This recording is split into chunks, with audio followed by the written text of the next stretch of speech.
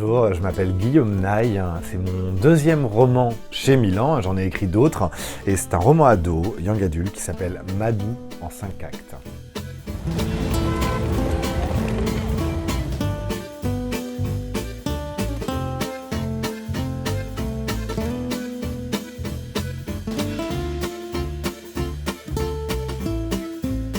Madou en 5 actes. En fait, c'est Madou, qui est une jeune fille de 18 ans qui habite à Cherbourg, dans le Cotentin, un peu le bout du monde en Normandie.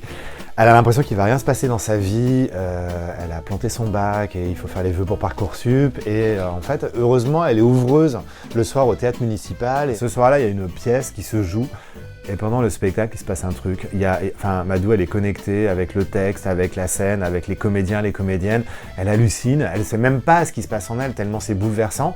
Et hasard de la météo, il y a une tempête de neige. Une fois tous les 100 ans, ça arrive. C'est à Cherbourg ce soir-là. Elle se retrouve coincée avec la compagnie toute la soirée. Elle discute à bâton rompu, elle parle de ses incertitudes, de ses doutes, de toutes ces sensations qu'elle a, qu'elle va jamais rien faire de sa vie. Le metteur en scène adore et lui dit dès le lendemain, en fait, viens à Paris avec moi, on va écrire une pièce à 4 mains. Et Madou, elle a peur, elle n'a pas envie, elle sait pas, elle ose pas et tout. Et en fait, ça va être, est-ce qu'elle va écrire les autres actes? Est-ce qu'elle va s'autoriser à être elle-même et en faire une pièce de théâtre? Vous le saurez en lisant Madou en 5 actes.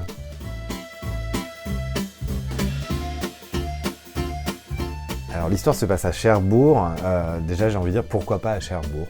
Parce qu'en fait, pourquoi il faudrait que tout se passe à Paris?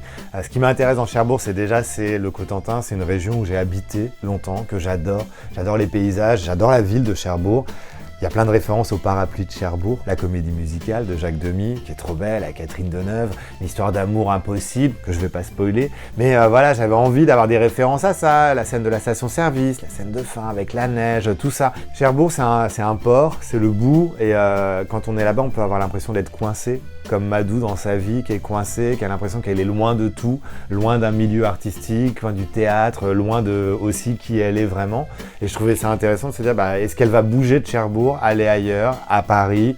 Ensuite, on va aller aussi à Avignon, parce que c'est dans le théâtre. Mais j'avais envie de parler de cet amour aussi que j'ai du Cotentin et de cette région.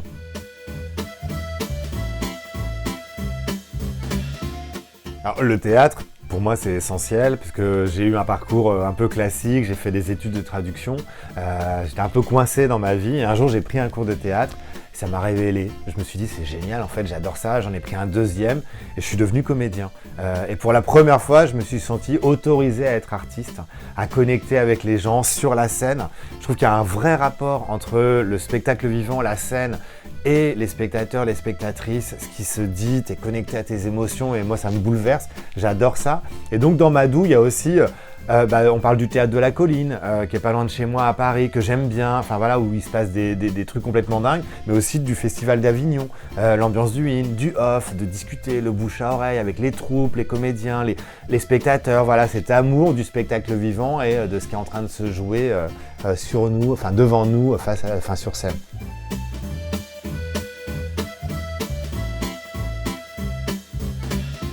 Moi, ce que j'adore en littérature jeunesse, en tant qu'auteur, c'est de dire, déjà, j'ai le droit d'avoir 17 ans dans ma tête, donc j'ai le droit de me reconnecter à qui j'étais à 17 ans, replonger là-dedans, dans cette matière-là, et surtout dire à mes lecteurs et lectrices à travers mes histoires, à travers l'histoire de Madou en 5 actes aussi, parce que c'est exactement sa problématique. En gros, t'as l'impression que tout est bouché, qu'il se passe rien, que t'es enfermé dans ton cadre familial, au lycée, Parcoursup, tout ça, mais peut-être il y a d'autres choses qui t'attendent. T'as cet univers des possibles qui est en toi, il y a plein de choses, tu sais que peut-être ça va frémir, et j'aime bien, aller là, aller découvrir tout ça, et se dire, peut-être... ça va être vachement plus beau après.